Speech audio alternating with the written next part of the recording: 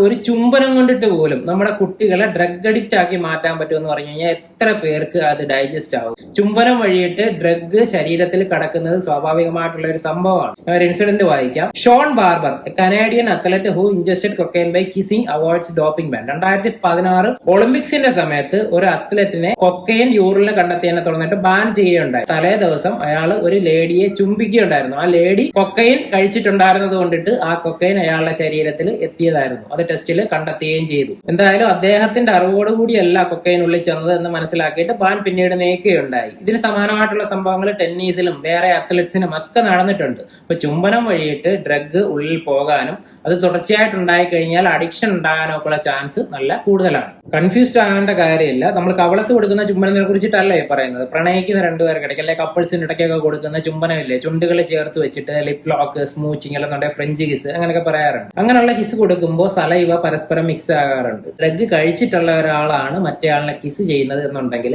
അയാളുടെ സലൈവ ഇയാളുടെ വായിലേക്ക് കടക്കുന്ന സമയത്ത് ഇത് അബ്സോർബ് ആകപ്പെടാം. അബ്സോർബ് ആകാനായിട്ട് രണ്ട് സാധ്യതയുണ്ട്. ഒന്നുകിൽ നമ്മൾ വിഴുങ്ങുമ്പോൾ ഉള്ളിൽ പോയിട്ട് മിക്സ് ആകാം.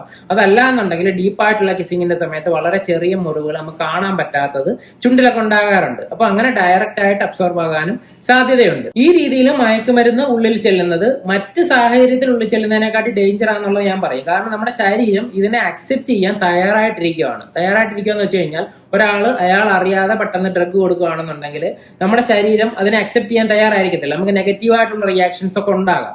പക്ഷെ ചുംബിക്കാൻ തയ്യാറായിട്ട് ഇരിക്കുന്ന രണ്ട് കപ്പിൾസ് ഒരു മാനസികാവസ്ഥയിലുണ്ടായിരിക്കും. അവരുടെ തലച്ചോറിൽ ഓൾറെഡി ചില മാറ്റങ്ങൾ സംഭവിച്ചിരിക്കാം.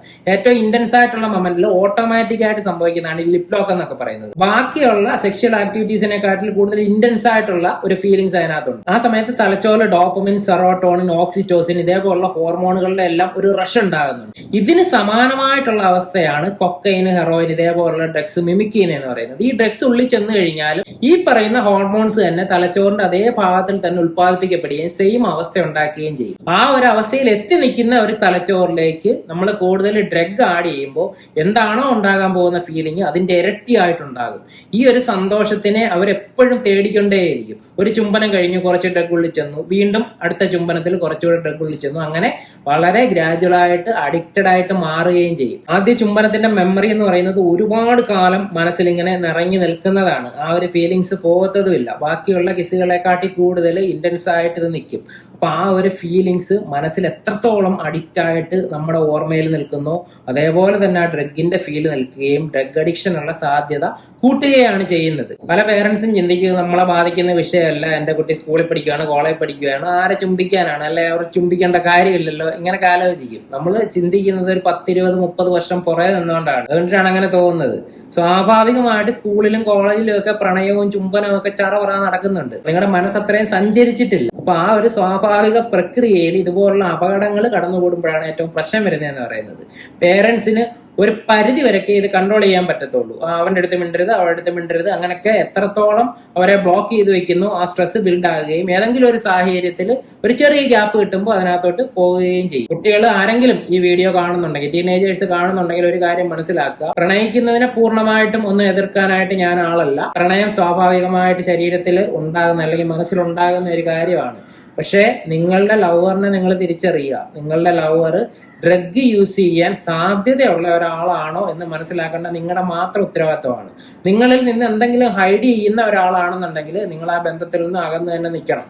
അവന്റെ കൂട്ടുകെട്ടുകളിൽ ശ്രദ്ധിക്കുക, അല്ലെങ്കിൽ അവളുടെ കൂട്ടുകെട്ടുകളിൽ ശ്രദ്ധിക്കുക. രണ്ടും പറയേണ്ട കാര്യമാണല്ലോ. ആ കൂട്ടുകെട്ടുകളിൽ ഡ്രഗ് ഉപയോഗിക്കുന്നവരുണ്ടെങ്കിലും തീർച്ചയായിട്ടും നിങ്ങൾ അകലം പാലിക്കേണ്ടതാണ്.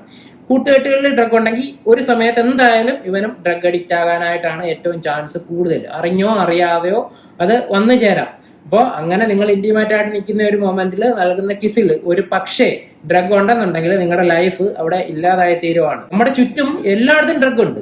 എവിടെ വേണമെന്നുണ്ടെങ്കിലും ഡ്രഗ് ഉണ്ട്. എല്ലാവരും എക്സ്പോസ്ഡ് ആയിട്ട് നിൽക്കുവാണ്. ഏത് വഴി വേണമെന്നുണ്ടെങ്കിലും വന്ന് കയറാം. അവർ ഏതെങ്കിലും വിധത്തിൽ കഞ്ചാവോ മയക്കുമരുന്നോ അല്ലെന്നുണ്ടെങ്കിൽ എന്തെങ്കിലും നിരോധിത ഉൽപ്പന്നങ്ങൾ ഉപയോഗിക്കുന്ന ഒരാളാണെന്നുണ്ടെങ്കിൽ നിങ്ങൾ പറഞ്ഞ് മനസ്സിലാക്കാൻ ശ്രമിക്കുക. മനസ്സിലാകുന്നില്ല, നിങ്ങളിൽ നിന്ന് ഹൈഡ് ചെയ്ത് പോവുകയാണെന്ന് തോന്നുന്നുണ്ടെങ്കിൽ ബന്ധം വിച്ഛേദിക്കുക. അല്ലാന്നുണ്ടെങ്കിൽ നിങ്ങൾക്ക് തന്നെയാണ് പ്രോബ്ലം എന്ന് പറയുന്നത്. ഇപ്പോൾ ഒരു ചുംബന സമയത്ത് നമ്മൾ തിരിച്ചറിയത്തില്ല ഈ ഡ്രഗ് ഒക്കെ ഉള്ളിലേക്ക് ചെല്ലുന്നതെന്ന് പറയുന്നത്. എന്നാലും ചിലപ്പോൾ ഇപ്പോൾ ടേസ്റ്റിൽ എന്തെങ്കിലും ചേഞ്ചോ അല്ലെന്നുണ്ടെങ്കിൽ പെട്ടെന്ന് ഫീലിങ്സിൽ ഒരു മാറ്റോ അങ്ങനെയൊക്കെ ഉണ്ടാവുകയാണെന്നുണ്ടെങ്കിൽ ഒരു പക്ഷേ ചിലപ്പോൾ ഡ്രഗ് ഉള്ളിച്ചെന്നതായിരിക്കാം. അങ്ങനെ നമുക്ക് ഈ ഒരു കാലഘട്ടത്തിൽ പറയാനായിട്ട് പറ്റത്തുള്ളൂ. പ്രണയവും ഡ്രഗും രണ്ടും തരുന്നത് ലഹരി തന്നെയാണ്. ഒറ്റ വ്യത്യാസമേ ഉള്ളൂ. ഹെൽത്തി ആയിട്ടുള്ള ഒരു പ്രണയം നമുക്ക് നൽകുന്നത് പോസിറ്റീവായിട്ടുള്ള ഒരു മനസ്സും ശരീരവും ആയിരിക്കും. പക്ഷെ ഡ്രഗ് നമുക്ക് നൽകുന്നത് ഏറ്റവും നെഗറ്റീവായിട്ടുള്ള, ആർക്കും വേണ്ടാത്ത, ഒന്നിനും കൊള്ളാത്ത ഒരു ശരീരവും മനസ്സും ആയിരിക്കും. നമ്മളെ കൊണ്ടിട്ട് പിന്നെ നമുക്കോ സൊസൈറ്റിക്കോ പേരൻസിനോ ആർക്കും ഒരു ഗുണവും ഉണ്ടായിരിക്കത്തില്ല. ദോഷം മാത്രമേ ഉള്ളൂ. അപകടകരമായിട്ടുള്ള അവസ്ഥയിലേക്ക് എത്തിപ്പെടാതിരിക്കാൻ വേണ്ടിയിട്ട് നിങ്ങൾ തന്നെ നിങ്ങളെ സൂക്ഷിക്കുക. ഒരിക്കലും പേരൻസിനോ ടീച്ചേഴ്സിനോ സൊസൈറ്റിക്കോ പോലീസിനോ ഒന്നും നിങ്ങളെ പ്രൊട്ടക്ട് ചെയ്യാനായിട്ട് പറ്റത്തില്ല. ബുദ്ധിപരമായിട്ട് പ്രണയിക്കുക എന്നുണ്ടെങ്കിൽ, അല്ലാതെ പ്രണയിക്കാനായിട്ട് പോകരുത്. തലച്ചോറും കൂടെ വർക്ക് ചെയ്ത് തുടങ്ങണം.